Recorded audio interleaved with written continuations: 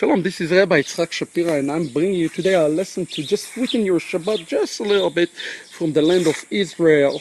And at TV, we are really looking forward to giving you and doing more lessons from the land as we launch the yeshiva. So today I just want to give you a little sneak peek for one of like an example of what we're going to be teaching, because I believe that archaeology is important. Here I am in a city called Moreshe. It's known in the Bible by the name Moreshe. It's mentioned 4 times in the Hebrew Bible, in Second Chronicle, David. It's mentioned in context of David, and it's also mentioned here in the Bible in the context of Joshua when the land was divided. It's a city, literally a city of underground caves. Roughly 5,000 caves were here underground, and the city, known by the name Bet Guvrin, also by the Aramaic name Bet Gvira, that means the house of the might or the house of the mighty. Many people died here before 70 AD. The population here used to be mixed, Jewish and not Jewish. But as you notice, as I'm walking around, you notice all the olive trees. This used to be the giant warehouse for olive trees. Now, think about it. You are about 31 kilometers, which is about 18 miles from Jerusalem, and you're about 1 day from the coast, from like Caesarea.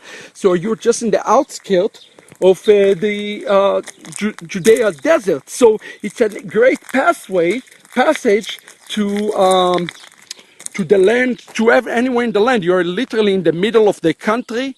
You're not far from Bethlehem and from other places. The Bet Guvrin also mentioned in the blessing of Isaac to Esav. It's written in Genesis Rabbah. It's a commentary on Genesis. It says there, from the oils of the land, there will be a blessing unto you. It's talking about the oils of the land. The Midrash Rabbah, Genesis Rabbah, tell us it's referring to this place. Now in the Talmud is also talk about the fact that there used to be Anakim, the giant one, used to be right here in this area. Now let's move forward. At about 200 AD, the Christians, there was a man here named Caesar, the Caesar Sphetamus Svares, and he made this city a Roman city. It used to be a Jewish city. He made it a Roman city, and he changed the name of the city, and he called the city Albetrophus, which means the city of the free. So the city kind of built upon each other. So when we are doing digging, if you think about, there is layer after layer after layer, and those are called tells. When you build upon to create a mountain, that's called tell. So that's where we at right now. This is an important place. Joshua mentioned this city, and I want you to think about this. We are very close to this area now that is known as the settlements, what people are calling the settlement. We're only 3 miles. But think about this. 2300 years ago, Jewish people lived right here in this city. And for us to think that this is belong to anybody except to the Jewish people, it's spitting in the faces of history. In the next segment, I will show you, I will discuss some of the excavation that is taking place. Matter of fact, I had a chance to see today a portion of a ketuvah, a marriage contract that was found here in this city as well, from the 1st century. So if anybody doubt if there was Jewish people here, of course there were. This land belonged to our people. I will continue here momentarily with another portion to show you perhaps some of this caving and the excavation in connection to the book of Maccabee. But it's important for all of you to recognize the Bible is not some book you read. It's a living place. If you truly want to study the Bible, come to a tour. Come not to a real tour, not just a tour, but come to a places like this, Bet Guvrin, where people will not really know about it, and come and explore. For instance, today I explore a cave. I explore a cave straight from the land of Israel that never been discovered before. So you can come and make a difference and help us to still discover, because there's a lot to discover.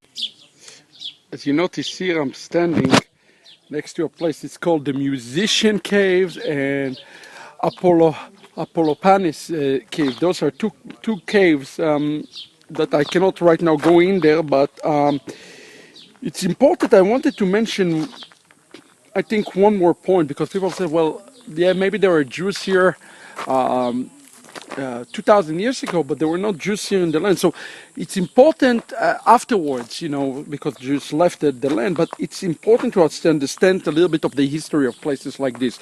So like in this particular city, in about 12th century, about year 1100, this city Biet Guvrin was captured, so here, by the way, you can see with me, this is, it's blocked right now, but this is caves. And those caves, to give you understanding, they are about 50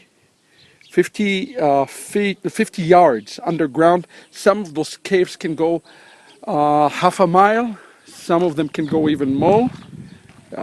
So it's pretty incredible. But about 1100 AD, Bet Guvrin, this place was captured by the Crusaders. And they called him, the Crusaders called him Beit Giblin. And then 36 years later, the king here built basically a temple, like a Christian temple.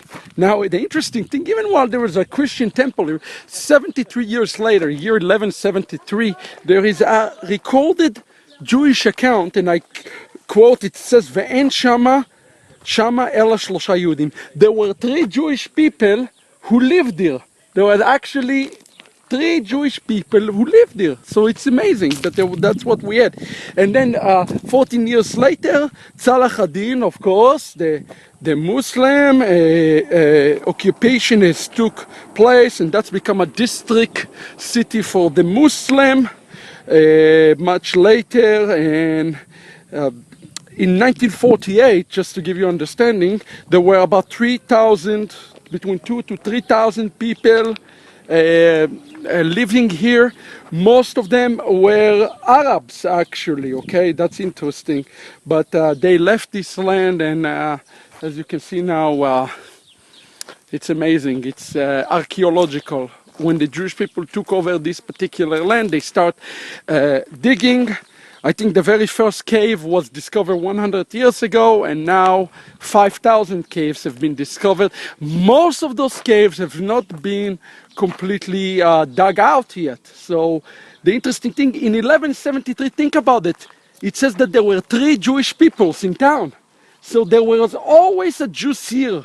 Some people say they were never Jews, they left the land. It's not true. Jewish people were always in the land. It's some shape. On behalf of Ahavat Amim Ministries and Shuvu.tv, our heart desire is to bring you this kind of lessons, much more done professionally than my iPad, but to do them in excellence straight from the land of Israel. So if you're blessed by those content, consider supporting our ministry and stand with us. But in our behalf and my behalf, from the land of Israel here, from Bet Guvrin, house of the Hamite, I would like to wish you Shabbat Shalom U'Mvurach. Litraot.